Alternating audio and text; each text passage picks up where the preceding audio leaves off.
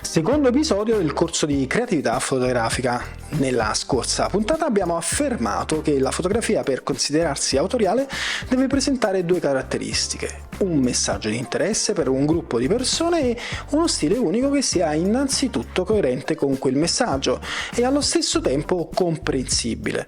Altro concetto che abbiamo introdotto riguarda la propria unicità distintiva. Per trovare la propria unicità occorre affrontare un lavoro su di sé, di autoconoscenza, finalizzato a far emergere le caratteristiche che rendono unica la nostra esperienza di vita e soprattutto il nostro messaggio. Abbiamo poi anche associato il concetto di autorialità della fotografia al concetto di mercato, sostenendo che la fotografia, per essere autoriale, è in un certo senso molto più commerciale della fotografia pubblicitaria, in quanto deve vendere innanzitutto se stessa. Bene, questo è il secondo video di questo corso gratuito di creatività in fotografia ed è un video importantissimo nel quale affrontiamo il concetto di creatività. Io mi chiamo Luciano Cassese, oltre ad essere un appassionato di fotografia degli anni 90, per professione sono uno psicologo di seconda laurea. Ho creato questo canale per parlare di fotografia in maniera diversa dal solito, con uno sguardo più orientato al percorso artistico personale, alla creatività e all'esperienza e all'espressione della propria unicità. Sono infatti più interessato al senso e al perché creiamo opere piuttosto che con quali attrezzature lo facciamo. Seguendo questi video avrai l'opportunità di arricchire il tuo bagaglio di conoscenze del tuo percorso autoriale con nuovi spunti e nuovi punti di vista sulla creatività e sull'espressione di un proprio messaggio. In questo spazio condivido tutto ciò che continuo a imparare ogni giorno in merito allo sviluppo di un proprio percorso artistico, cioè di come si sviluppa la creatività, cosa rende le nostre opere uniche, riconoscibili, su perché facciamo fotografia e su come la fotografia può aiutarci a trovare un senso nella nostra vita. E lo faccio non con lo sguardo dell'esteta che giudica le immagini degli altri, ma con lo sguardo dello psicologo, cioè con lo sguardo di quello scienziato che prova a dare una risposta alla tua domanda: come faccio a far emergere l'artista unico che è dentro tutti noi. Come ti dicevo, il video di oggi è importantissimo, infatti affrontiamo il tema della creatività. Cercheremo di definire in maniera oggettiva cosa intendiamo quando parliamo di creatività, in modo tale da identificare le caratteristiche di una persona creativa e come possiamo svilupparla nella nostra vita. Parleremo poi di come possiamo superare i nostri stessi limiti alla creatività e i nostri stessi autosabotaggi. Bene, chiediamoci quindi cos'è la creatività. Personalmente amo distinguere la creatività dall'estrosità e dalla spontaneità, che sono due concetti a mio giudizio molto fuorvianti. L'estrosità è qualcosa di bizzarro, no? Eccentrico e fantasioso. Hai presente quei video, quei reel in cui si vedono i ragazzi che fanno foto sfruttando i riflessi strani, spruzzando l'acqua, usando altri oggetti, fili, cavi, eccetera? Bene, quella non è creatività, quella è estrosità ed è una cosa differente dalla creatività, che a sua volta è un concetto molto più ampio, la creatività. C'è poi il concetto di spontaneità. Spontaneità, come vedrai in questo video, è proprio la morte della creatività. Quando ero ragazzo, un mio amico che studiava composizione musicale, io studiavo la chitarra e lui seguiva la classe di composizione musicale, diceva sempre: spontanee sono solo le puzzette. Infatti la spontaneità è un concetto che ha più attinenza con l'aspetto naturalistico dell'essere umano. La creatività invece non è spontanea. Altra cosa che non è la creatività è la copia di una tecnica o di uno stile di un fotografo famoso. Pensare ad esempio di partecipare al workshop di Steve McCartney e copiarne la tecnica non vuol dire diventare autori, ma ti porterà a realizzare solo una copia stilistica sbiadita e priva di qualunque messaggio del lavoro di qualcun altro. Creatività non è nemmeno il ricorso ad attrezzature particolari, la scelta di una focale piuttosto che un'altra, o l'uso di un preset di post-produzione, l'uso di ottiche vintage, bascolanti, eccetera, oggetti particolari. Sono tutti strumenti che uso anch'io, ma non ritengo che quella sia la mia creatività. Gli strumenti tecnici possono aiutarci a definire una cifra stilistica particolare, ma non fanno di per sé stessi la creatività. Ti faccio un esempio, prendiamo la pittura. Oggi disponiamo di molti più strumenti e di migliore qualità di quelli del 600, del 1600, ma nel complesso le attrezzature non riescono da sole a dar vita ad un nuovo Caravaggio. Allo stesso modo, nella fotografia, attrezzature moderne e processi innovativi non fanno un autore come Salgado, altrimenti basterebbe comprarsi una mirrorless di alto livello per diventare qualcuno. E se fosse così, grazie alla grande disponibilità di tecnologie presenti oggi sul mercato, dovremmo essere invasi da capolavori artistici, quando in realtà invece la realtà ci mostra tutt'altro, che i social sono pieni di schifezze. Allora, cosa intendiamo in questo corso quando parliamo di creatività? La parola creatività è abbastanza recente, fino alla fine del 1600 non esisteva nemmeno nel vocabolario, in quanto essa era una caratteristica attribuita solo al divino. Dio era il creatore, il essere umano era un fabbricatore. Homo faber fortuna sua, si diceva nel 1500, durante il Rinascimento. Infatti l'uomo era un fabbricatore di cose. Dal Settecento in poi, con l'illuminismo, si è provato a dare una definizione, no, a questa parola creatività, ad una definizione tra le tante definizioni, quella alla quale io per primo mi ispiro da sempre in tutti i lavori che faccio, è quella proposta da Henri Poincaré, un famoso matematico e filosofo francese dell'Ottocento, di fine Ottocento. Poincaré sosteneva che la creatività è la capacità di unire elementi preesistenti in combinazioni nuove che siano utili a qualcosa di importante. Inoltre sosteneva che il criterio per riconoscere l'utilità della combinazione nuova era quello della bellezza, cioè la composizione deve essere bella. In sintesi, per definire un'opera di ingegno realmente creativa e non una semplice schifezza, questa doveva presentare tre elementi.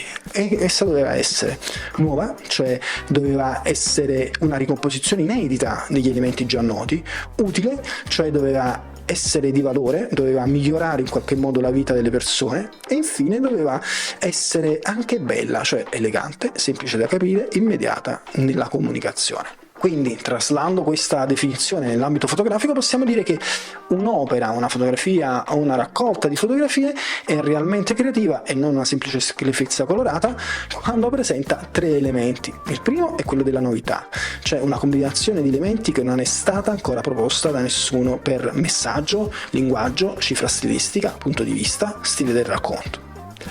Il secondo criterio è quello della utilità, cioè l'immagine deve avere un certo valore, deve essere utile a qualcosa, quindi occorre chiedersi in che modo la nostra fotografia migliora la vita degli altri. Ad esempio, comunica emozioni piacevoli, parla di un sentito sociale, ci porta a conoscenza di fatti dolorosi o piacevoli, perché no, della nostra società, spinge le persone a guardarsi dentro, a prendere consapevolezza di se stessi, ci richiama alla parte migliore di noi, oppure ancora ci invita a coltivare la spiritualità, la positività nella vita, oppure, come nel caso della fotografia di reportage, ci mette a conoscenza di realtà lontane che non si conoscono.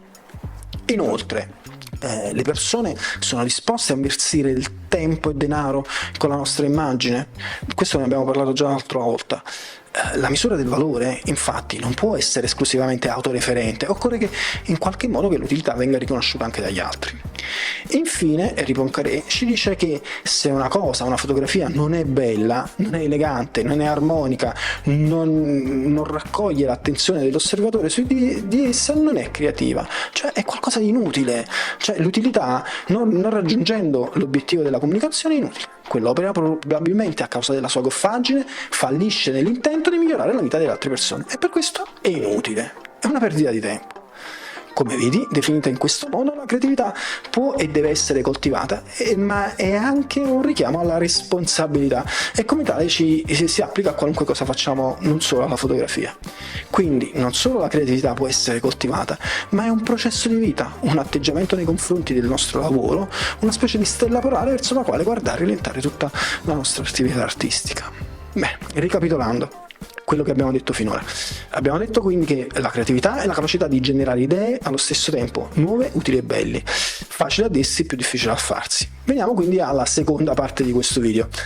Quali sono i primi ostacoli alla creatività? Prima che ti accenno però, permettimi di fare un breve spot pubblicitario. Visto che questo video è sponsorizzato dal sottoscritto, mi faccio un po' di autopromozione del canale. Se ti interessano questo tipo di contenuti, dai un bel like e iscriviti. al canale e attiva la campanellina per essere avvisato su tutte le novità che pubblico e i video che pubblicherò. Bene, tornando a noi, dicevamo, uno degli ostacoli più grandi alla creatività sono i nostri limiti mentali. La creatività infatti poggia proprio sul fatto di non avere schemi mentali troppo rigidi. Il primo e più grande quindi di questi ostacoli è proprio la convinzione di non essere naturalmente predisposti ad essere creativi. In psicologia si parla a tal proposito di profezie autoavveranti. Si pensa di non essere creativi, ci si convince di non essere creativi e piano piano si diventa veramente creativi. Secondo gli studi di Erickson, professore del Dipartimento di Psicologia dell'Università dello Stato della Florida, un famoso professore che negli anni 2000 ha formulato e proposto la legge delle 10.000 ore. Il talento è frutto solo in piccolissima parte di una predisposizione genetica.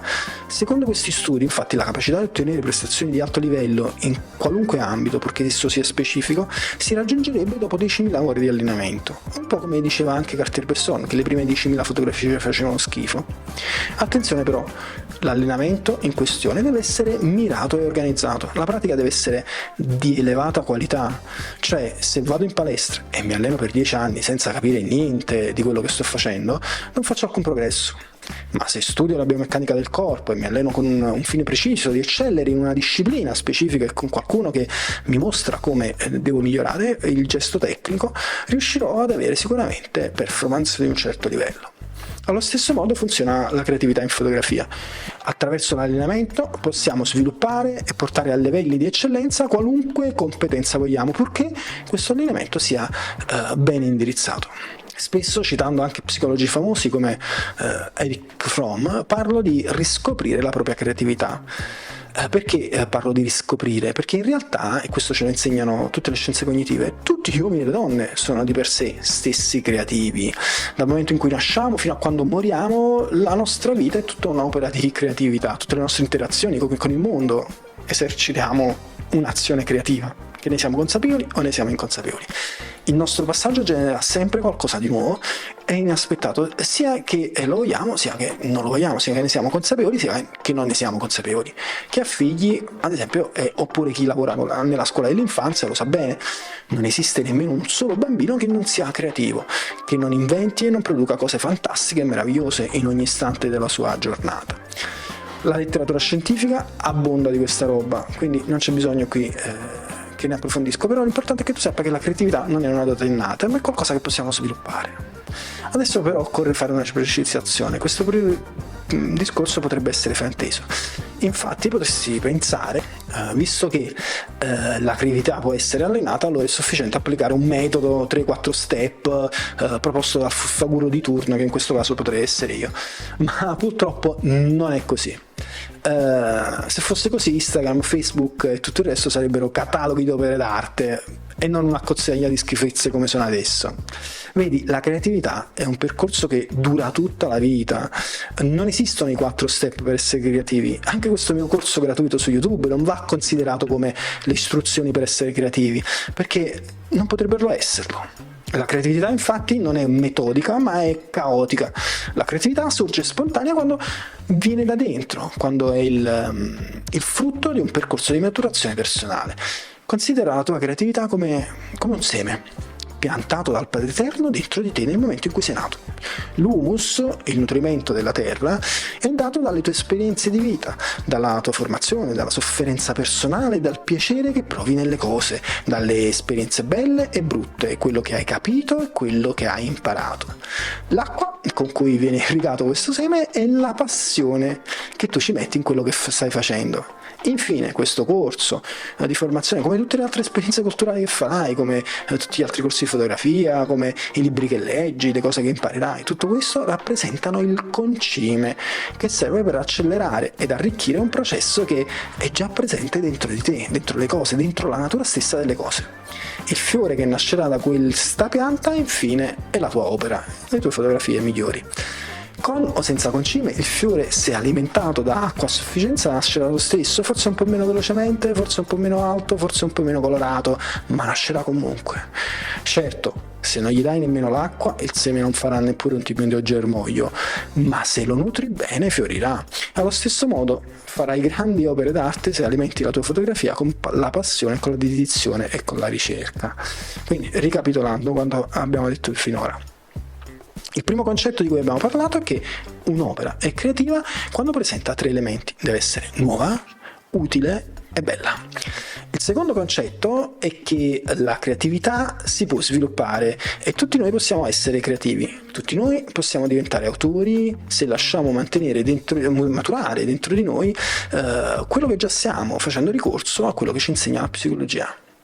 Il terzo concetto di cui abbiamo parlato è che la creatività non è il risultato di una tecnica, ma sorge spontanea quando abbiamo raggiunto un certo livello di maturazione, e questo processo può essere accelerato da conoscenze di qualità. Bene, adesso mi fermerei qui. Se è la prima volta che sei qui, ti ricordo che questo video fa parte del corso gratuito di creatività in fotografia per aspiranti autori. Il corso si compone di 10-12 video che spaziano dal mindsetting alla tecnica fotografica, alla psicologia, alla percezione visiva, all'organizzazione personale, all'ottimizzazione del proprio flusso di lavoro. Puoi partecipare a questo corso in 2 modi: uno meno attivo, uno più attivo. Puoi limitarti ad ascoltare oppure puoi impegnarti a mettere in pratica quanto ascoltato in questi video. Ho preparato per l'appunto un workbook in PDF, te lo mostro, che puoi scaricare e stampare, e ti aiuterà a seguire con maggiore profitto i contenuti del corso e ti fornirà tutti gli elementi di riflessione sugli argomenti che di volta in volta ti presenterò. Per accedervi ti basta compilare il form che trovi all'indirizzo che ho inserito in descrizione nel video. La pagina che si aprirà quando clicchi sul link in descrizione ti presenterà un form dei contatti. Ho messo questo workbook dietro un form dei contatti non perché intendo di martellarti di mail, di follow up. Non ho preparato neanche un follow up, a dire la verità. Non è mia intenzione vendere corsi online e fare follow up con questo tipo di canale qui, quindi l'ho messo dietro questo form solo per non distribuirlo in maniera indiscriminata, perché ci tengo che le persone che prendono in mano questo tipo di materiale che ho preparato con duro lavoro lo facciano solo a seguito della visione di video, insomma, e lo facciano e seguano gli esercizi in maniera progressiva in base ai video. Infatti ti rinnovo l'invito a non arrivare subito alla fine dei contenuti della pagina, cioè non farti prendere la mano dalla curiosità, ma fai gli esercizi video per video così come vengono proposti. È gratis e ti lascio il link in descrizione al workbook. Bene, adesso vorrei che tu mi faccia sapere la tua opinione su quanto stai facendo. Hai mai pensato a cosa potrebbe rendere unica la tua fotografia? In che modo la tua fotografia potrebbe essere nuova, utile e bella? Ti invito a lasciarmi un tuo feedback nei commenti, anche per farmi sapere cosa ne pensi di questa iniziativa, cosa pensi del canale. Il canale sta nascendo adesso e per me è fondamentale conoscere sia le tue opinioni che i desiderata di chi mi segue. Scrivi quello che credi opportuno farmi sapere, se questa iniziativa di questo corso gratuito è di tuo gradimento, se hai trovato utili i contenuti di questo video e se ne riscontri un beneficio, o se puoi inviarmi qualche suggerimento, se puoi inviarmi anche qualche suggerimento, no, di qualche argomento che ti piacerebbe vedere trattato. Nel prossimo video parleremo di come trovare un punto di vista. Ti parlerò di un argomento quindi un po' più legato alla tecnica nel prossimo video, un po' più legato alla tecnica fotografica, che è per l'appunto un punto di vista, cioè come essere originali attraverso la propria fotografia con un punto di vista. In realtà le clip le ho già girate, devo solo adesso fare la post produzione di questo terzo video. Andremo in giro, verrai in giro per la mia città insieme a me, verrai a scattare insieme a me, ti mostrerò alcune cose davvero molto interessanti. Bene, non mi resta che salutarti, ti do appuntamento al prossimo video, ciao e alla prossima.